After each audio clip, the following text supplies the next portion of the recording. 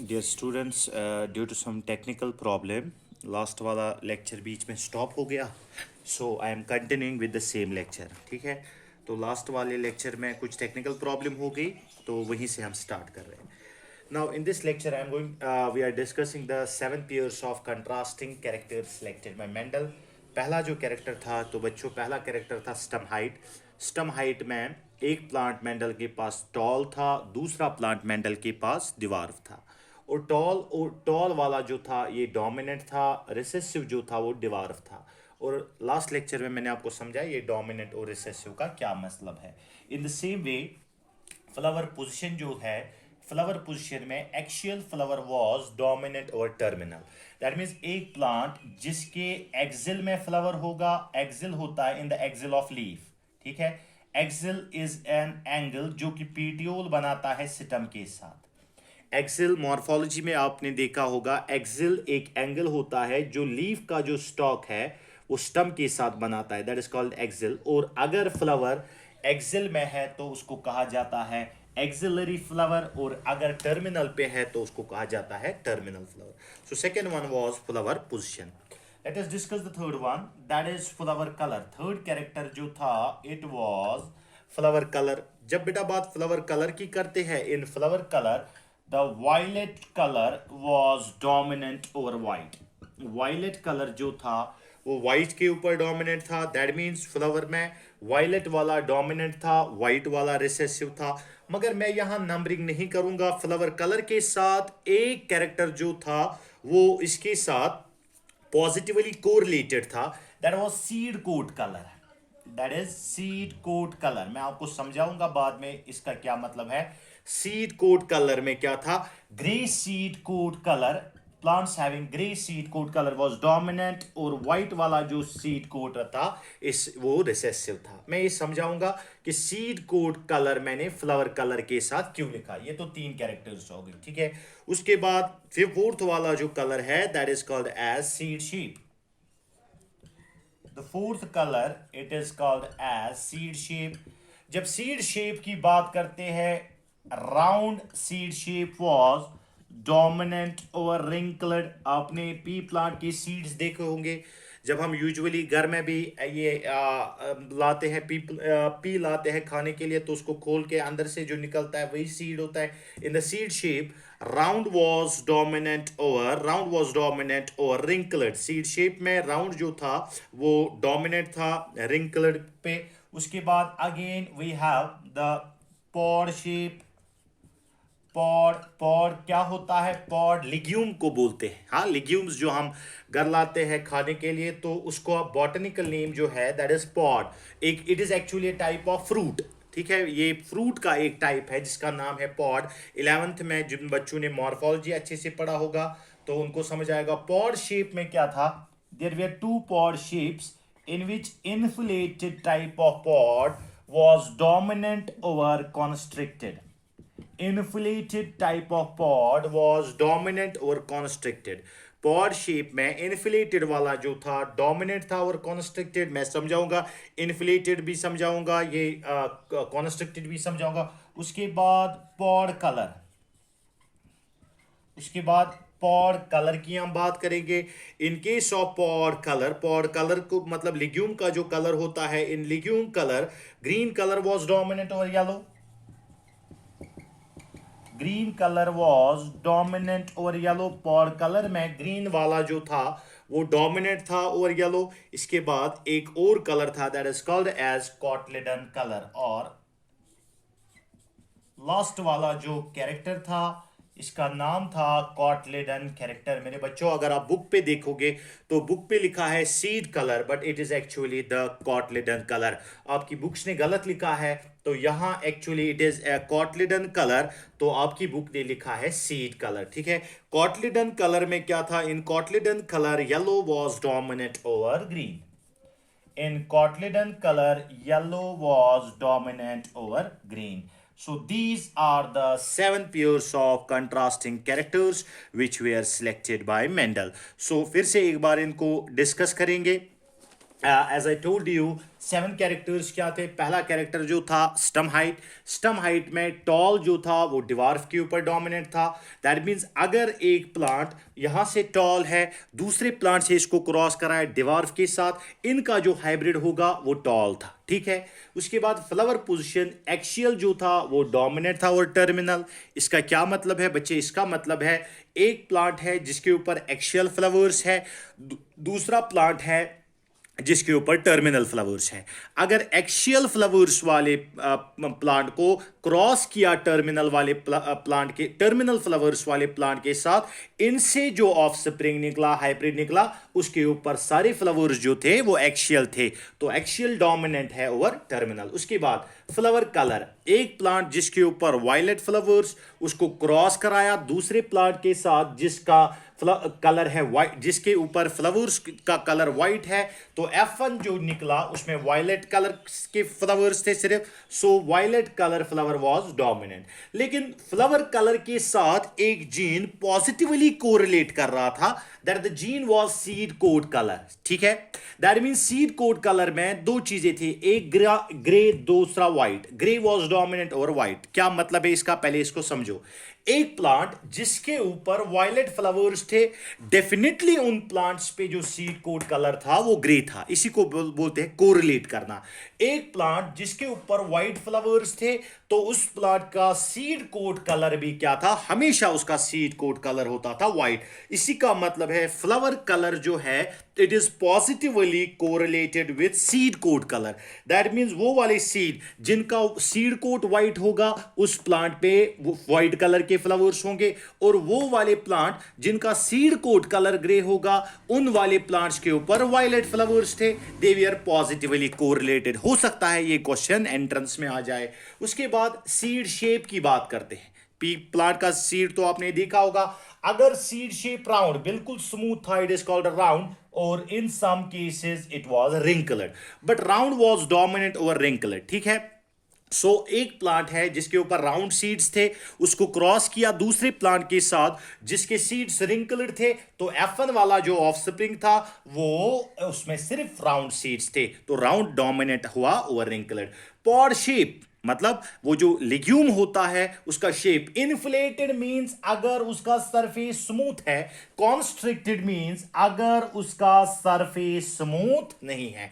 सो एक प्लांट जिसके ऊपर इन्फ्लेटेड पॉड्स, उसको क्रॉस किया दूसरे प्लांट के साथ जिसके ऊपर कॉन्स्ट्रिक्टेड पॉड्स। इतना तो किसी बुक ने ऐसे नहीं लिखा जैसे मैं आपको एक एक करके समझा रहा हूं बच्चों। एक प्लांट जिसके ऊपर इन्फ्लेटेड पॉड्स, जब इसको क्रॉस किया दूसरे प्लांट के साथ जिसके ऊपर कॉन्स्ट्रिक्टेड पॉड्स, ठीक है, तो क्या हुआ? F1 वाले जो ऑफस्प्रिंग्स थे वो सारे के सारे इन्फ्लेटेड पॉड वाले प्लांट आए। सो पता चला inflated was dominant over constricted. So next वाला जो पॉइंट है बच्चे दैट इज पॉड कलर। अब पॉड कलर भी मेंडल ने लिया था। अगर एक प्लांट जिसके ऊपर सिर्फ ग्रीन कलर के पॉड्स थे, इसको क्रॉस किया दूसरे प्लांट के साथ जिसके ऊपर येलो कलर के पॉड्स थे, तो क्या हुआ बेटा? इन F1 वाले जो ऑफस्प्रिंग्स थे उनका पॉड कलर जो था वो ग्रीन था। उसके बाद कॉटलिडन कलर, हाँ cotyledon, you know that it is a part of embryo. Cotyledon colour में yellow was dominant over green. मैं यहां आपको थोड़ा सा इस कॉटलिडन कलर के बदले मैंने क्या कहा आपको? 7 कलर कैरेक्टर्स यही है, 1 2 3 4 5 6 एंड 7। लेकिन मैंने क्या कहा, बुक पे क्या लिखा है? कॉटलिडन कलर नहीं लिखा है। कुछ बुक्स ने लिखा है, कुछ बुक्स ने नहीं लिखा है। यहां आप याद रखोगे जब पॉड कलर की बात करते हैं तो इसमें green is dominant over yellow, लेकिन जब कॉटलिडन कलर की बात करते हैं इसमें yellow is dominant over green. My dear students, I need you to concentrate for 2 minutes. पिछले साल के पेपर में एंट्रेंस में क्वेश्चन आया था, which of the following pairs of characters was not studied by Mendel? कौन सा कैरेक्टर मेंडल ने स्टडी नहीं किया था? तो क्या लगता है आपको, नीट में क्वेश्चन डिफिकल्ट आया था, बहुत आसान क्वेश्चन आया था? अगर इनमें से उसमें शायद ये था trichome, glandular and non glandular एक ऑप्शन था, that was the correct option. Trichome, glandular और नॉन ग्लैंड्यूलर, वो तो मेंडल ने कहीं लिया ही नहीं। कितना आसान क्वेश्चन पूछा गया था। So these were the 7 pairs of contrasting characters which were studied by Mendel. और इन 7 पेयर्स ऑफ कैरेक्टर्स के gene chromosome number 1, 4, 5 and 7, 1, 4, 5 and 7। And luckily हम बात करते हैं किस्मत से वो वाले जीन्स, इवन इफ, हाँ, अगर आप इस डायग्राम को देखोगे, कैरेक्टर 7 है मगर इनके जीन्स 4 ही क्रोमोसोम के ऊपर। मैं वो क्लास वाली बात रिपीट करना चाहता हूं, कैरेक्टर्स तो 7 है बच्चे, लेकिन इनके जीन्स 4 ही क्रोमोसोम्स के ऊपर। दैट मीन्स कोई जीन ऐसा है जिसमें एक से ज्यादा जीन्स है, एक से ज्यादा कैरेक्टर्स के जीन है। मगर मेंडल को किस्मत ने साथ दिया, किस्मत ने यह साथ दिया बच्चे कि those characters were not linked. Linked का क्या मतलब होता है मैं आपको समझाऊंगा बेटा, ये मैं रब करूंगा पहले। I hope you got the idea. मुझे नहीं लगता है आपको डोमिनेंस रिसेसिव में कोई डिफिकल्टी है।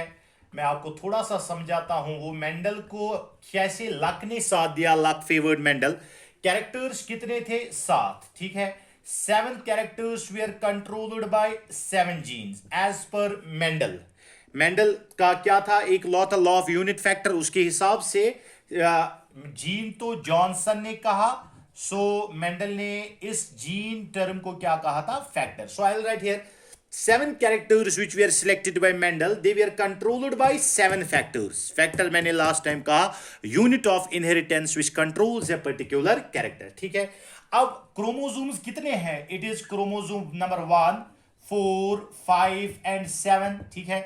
दैट मीन्स जीन्स तो 7 है, आई मीन फैक्टर्स 7 है, मगर 7 फैक्टर्स जो है वो 4 ही क्रोमोसोम के ऊपर। दैट मीन्स डिस्ट्रीब्यूशन ऐसा है कि let it be, for example ऐसा नहीं है, मैं आपको बोलता हूं इसके ऊपर 2 है, 2 जीन्स, 4 के ऊपर 2 जीन्स, हाँ 2 और 2, इसके ऊपर 2 जीन्स और 7 के ऊपर 1 gene. That means 1 chromosome contain more than 1 gene. But luckily Mendel को ये लग था even if the 2 genes were present on the same chromosome. For example this is a character for stem height and this is a character for flower position. मिसाल के तौर पर ये 2 characters की जीन्स जो है, एक सिटम हाइट का जीन है, दूसरा फ्लावर कलर, फ्लावर पोजीशन का जीन है। लकीली मेंडल को तो पता नहीं था, लेकिन luckily even if the 2 genes were present on the same chromosome but they were not linked. Not linked का मतलब है वो आपस में क्लोज नहीं थे, वो आपस में दूर दूर थे। लिंक्ड का क्या मतलब है? The 2 genes which are very close. For example ये जीन, इस जीन का नाम है B. These 2 genes which are very close together, the 2 genes which are very close together on the chromosome, they are called as linked genes, and their tendency to inherit together, this phenomenon is called as linkage। वो तो post Mendelian genetics में हम पढ़ेंगे। So dear students, इस वाले lecture में मैंने 7 pairs of characters discuss किए which were selected by Mendel। So आगे चलते हैं बेटा। Now Why Mendel selected pea plant? वही बातें जो क्लास में डिस्कस हो गई। So why pea plant, Mendel ने क्यों पी प्लांट को सिलेक्ट किया? Very very important question. Why Mendel selected pea plant? सबसे पहली बात जो है पी प्लांट के रिलेटेड, ये बातें क्लास में तो मैंने बताई थी लेकिन लिखा ही नहीं थी, तो आप इसको इजीली कॉपी कर सकते हो। एक पी प्लांट जो होता है, it is A bisexual plant. That means इसका जो फ्लावर होता है ये बाइसेक्सुअल होता है। दैट मीन्स एक ऐसा फ्लावर जिसमें स्टैमन भी है और ऐसा फ्लावर जिसमें कार्पल भी है। अब इससे क्या फायदा है? एक प्लांट बाइसेक्सुअल है, इससे क्या फायदा है? एक प्लांट जब बाइसेक्सुअल है तो इसमें बेटा सेल्फ पॉलिनेशन भी इजीली होगा और क्रॉस पॉलिनेशन भी इजीली होगा। इसमें सेल्फ पॉलिनेशन भी इजीली होगा और इसमें क्रॉस पॉलिनेशन भी इजीली होगा। मगर मेरे बच्चे एक बात याद रखना, जो सेल्फ और क्रॉस पॉलिनेशन मेंडल ने किया था, it was actually artificial, it was actually controlled. कितनी बार मैंने क्लास में आपको समझाया, मेंडल ने जो पॉलिनेशन किया वो कंट्रोल्ड या मैं जिसको कहूं आर्टिफिशियल सेल्फ या आर्टिफिशियल क्रॉस पॉलिनेशन। ठीक है, ये तो बात आ गई। Why Mendel selected pea plant? First one, P plant was bisexual, जिसमें बाइसेक्सुअल फ्लावर में इजीली सेल्फ और क्रॉस पॉलिनेशन किया जा सकता है। दूसरा, मेंडल का जो ये पी प्लांट था, इसका लाइफ साइकिल भी शॉर्ट था। It had short life cycle. इसका जो लाइफ साइकिल था वो छोटा था। सो दैट मींस इजीली बहुत सारी जनरेशंस बना सकते थे। जैसे कि मैंने आपको कहा, कितने प्लांट्स मेंडल ने कल्टीवेट किए 7 साल में, it is beyond our imagination. और उसका रीजन ये था कि पी प्लांट का जो लाइफ साइकिल है, तो इसका लाइफ साइकिल जो है it has a very short life cycle. Not only it has short life cycle but it easy to cultivate. Not only it has a very short life cycle, लेकिन इसको cultivate करना भी मेरे बच्चे आसान था। एक तो इसको लाइफ साइकिल भी शॉर्ट था और कल्टीवेट करना भी आसान था। Fourth important one, why P plant? P plant के ऊपर क्या था, एक और जो इसने कैरेक्टर स्टडी किए थे, they were well defined, they were well defined contrasting characters. तो मैंने आपको कंट्रास्टिंग समझाया कि कोई इंटरमीडिएट कैटेगरी नहीं होती है। ठीक है, जैसे क्लास में मैंने समझाया था ह्यूमन हाइट, हाँ, कोई उतना ज्यादा फर्क नहीं है। लेकिन पी प्लांट के जो दो थे, एक टॉल था, दूसरा डिवार्फ था।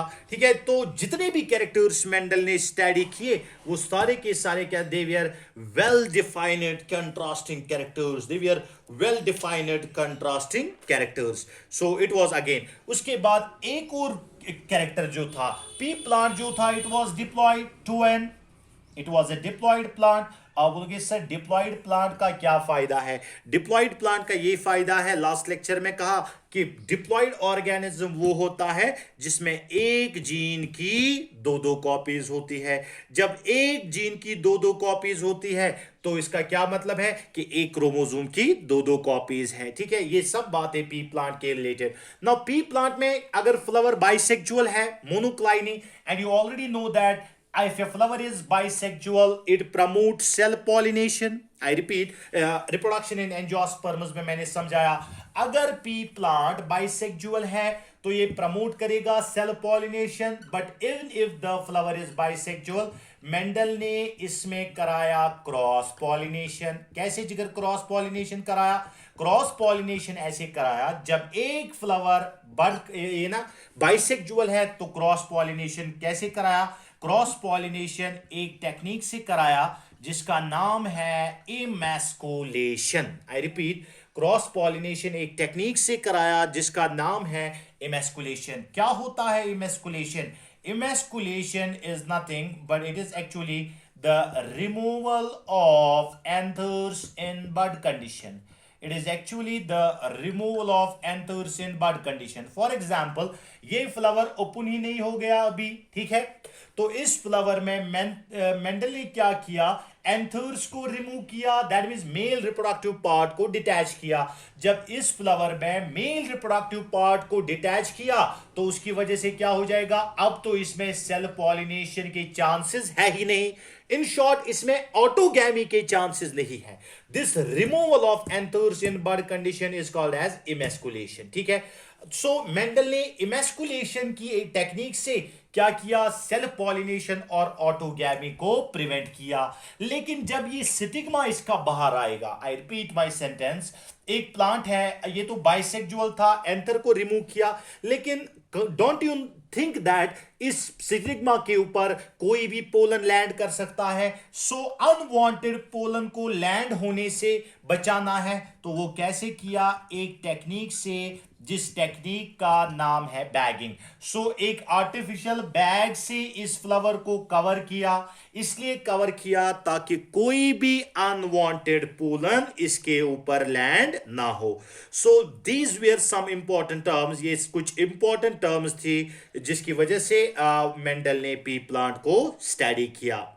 उसके बाद वो वाली बातें जो है कि मेंडल जो था, इसका पूरा नाम ग्रीगर जोहन मेंडल था, एक ऑस्ट्रियन मॉन्क था जिसने किस डेट से किस किस डेट से काम किया, और why Mendel's work remain unnoticed. चलो उसकी बात करते हैं, why Mendel's work remain unnoticed. ठीक है, जो मैंने क्लास में पढ़ाया था आपको ये रिपीट कर रहा हूं। Why Mendel's work remain unnoticed for a longer time? क्या रीजन था, क्या डेट था? 1856 से इसने काम किया 1863 तक। This is the period in which Mendel worked with the pea plant hybridization। ठीक है, 1884 में इसने अपना काम पब्लिश किया। अपना जो वर्क मेंडल ने पब्लिश किया एक जर्नल में, जिस जर्नल का नाम है, मैं इधर जर्नल का नाम लिखूंगा, annual proceedings. Annual proceedings of natural history. Annual proceedings of natural history society of Brunn. Annual proceedings of natural history society of Brunn. और इसके पेपर का नाम था एक्सपेरिमेंट्स। ये तो पेपर का, ये तो जर्नल का नाम है, this is the name of journal. और इसके पेपर का नाम था experiments on plant hybridization. Experiments on plant hybridization और एक्सपेरिमेंट्स ऑन प्लांट हाइब्रिड्स आप लिखो, experiments on plant hybrid. Spelling please आप इसको करेक्ट करना खुद ही। एक्सपेरिमेंट्स ऑन प्लांट हाइब्रिड्स इसके पेपर का नाम था। इस जर्नल में इसने पब्लिश किया 1884। ठीक है, लेकिन this is work was Mendelian work was remained, it was totally ignored at that time. ठीक है, तो क्यों मेंडलियन वर्क को इग्नोर किया गया? What are the reason? Reason number 1 क्या कहा था मैंने बेटा आपको? People were busy with Darwinism, origin of species by means of natural selection. लोग जो थे डार्विनिज्म के साथ डिस्कवर थे। There was a lack of communication, there was a lack of communication between scientists। ठीक है, लेकिन सबसे बड़ी बात जो मैंने कहा, ये तो सब एक कुछ किताबों ने लिखा है कि मेंडल ने अपना वर्क जो है एक ऑब्सक्योर जर्नल में पब्लिश किया। वो भी तो रीजन नहीं था, लेकिन सबसे इंपॉर्टेंट जो रीजन था, his ideas were ahead of time. Mendel के जो आइडिया था वो हेड ऑफ टाइम था, क्योंकि first time in the history of genetics, mathematics and statistics, probability को यूज किया गया जेनेटिक्स में। सो दुनिया के साइंटिस्ट्स को मेंडल का काम दिखा ही नहीं, तो इन्होंने टोटली इसको इग्नोर किया। तो उसके बाद बेटा क्या हो गया? अराउंड 1900 3 इंडिपेंडेंट साइंटिस्ट्स, जो मैंने कहा था आपको अराउंड 1900 कौन कौन सा साइंटिस्ट आया बेटा? ह्यूगो डिवेरीज। जो ये सारी बातें मैंने क्लास में आपको डिस्कस की, मैं चाहता हूं ये आप कॉपी करो। ह्यूगो डिवेरीज, दूसरा जो साइंटिस्ट था कार्ल कॉरेंस, तीसरा जो साइंटिस्ट था जिसका नाम था शेरमैक। These were 3 independent scientists। कहां से? HGA, Holland, Germany and Austria. मैंने कहा था बेटा मेंडल की जब डेथ हो गई 1884 में, he was quite disappointed at the time of his death. क्यों डिसअपॉइंट हो गया? क्योंकि मेंडल को वर्क दुनिया को दिखाई नहीं, इतना अच्छा काम किया था। लेकिन around 1903 independent scientists rediscovered Mendelian work. जो आप लॉज पढ़ते हो मेंडेलियन लॉज, वो एक्चुअली लॉज दिए हैं कार्ल कॉरेंस ने। दीज 3 साइंटिस्ट्स कौन कौन सा? ह्यूगो डिवेरीज, Karl Correns and Schirmack, these three scientists have independently rediscovered Mendelian work. और उसके बाद मेंडल को कहा जाता है बेटा फादर ऑफ जेनेटिक्स. उसके बाद मेंडल को कहा गया father of genetics. So these were the reasons why Mendel's work remain unnoticed for a longer time. इसी लेक्चर में बेटा एक और पॉइंट की बात करेंगे कि रीजन फॉर मेंडल सक्सेस. ठीक है, ये तो सबसे इंपॉर्टेंट टॉपिक था इसमें कि रीजंस क्या था, reasons for success. Why Mendel, क्यों मेंडल को इतनी ज्यादा कामयाबी मिली. तो लास्ट टाइम मैंने कहा था आपको लक. ठीक है, सबसे इंपॉर्टेंट जो मैकेनिज्म, सबसे इंपॉर्टेंट जो था, मेंडल को लक ने फेवर किया. Why luck favoured? Because he did not encountered linkage. He did not encountered linkage. That means linkage क्या होता है? दो जीन्स जो आपस में बहुत क्लोज होते हैं वो एक दूसरे का साथ कभी नहीं छोड़ते हैं. मैं तो लिंकेज आपको इसमें पढ़ाऊंगा, इवन इफ आपके सिलेबस में नहीं है, लेकिन हम पढ़ेंगे. लिंकेज होता क्या है? The tendency of two genes to stay together. ठीक है, लिंकेज में समझाऊंगा. एक क्रोमोसोम है, इसके ऊपर बहुत सारे जीन्स है. ठीक है, नाउ जीन्स के नाम A, B, C, D, E, F and G. F और G जो है ये दो जीन्स आपस में क्लोज है. The two genes which are very close together, they are called as linked genes. And the tendency of the two linked genes, दो genes जो आपस में close है, their tendency to stay together, इनकी tendency आपस में एक दूसरे के साथ रहने की during gamete formation, this phenomenon is called as linkage. तो luckily मेंडल को क्या हुआ? मेंडल ने जिन कैरेक्टर्स को स्टडी किया था वो लिंक्ड नहीं थे. तो एक ये आया लिंकेज. दूसरा जो था हार्ड वर्क. मेंडल ने बहुत ज्यादा हार्ड वर्क किया. He worked continuously for 7 years. 7 साल मेंडल ने कंटिन्यूअसली ये काम किया पी प्लांट के ऊपर. ये भी एक रीजन था. तीसरा जो रीजन था, he had a mathematical background. He had a mathematical background. Mathematical background का क्या मतलब है कि मेंडल को जो था, he has a PG in physics as well as in mathematics में भी था. तो इसकी वजह से क्या किया था, मेंडल ने हर किसी कैरेक्टर जितने भी मेंडल ने क्रॉस किए, हर किसी क्रॉस का इसने प्रॉपर रिकॉर्ड रखा. And one more important point is that he had a knowledge of hybridization. He had a knowledge of hybridization. This was also one of the important points. Mendel को hybridization का knowledge था. ये भी एक reason था, reason for Mendelian success. Mendel had a knowledge of hybridization. He had a mathematical background. He worked very hard, and one of the most important that luck favored him because he did not encountered linkage. बेटा मैं आपको यहाँ pause दे दूंगा. Reason being, now I am going to discuss the laws, different types of crosses. So अगर यहाँ तक किसी भी बच्चे को कोई प्रॉब्लम है वो मुझे ग्रुप पे बताएगा. Now we will have a doubt clearing session, a short doubt clearing session. तो उसके बाद में बेटा बाकी स्टार्ट करूंगा. Thank you so much.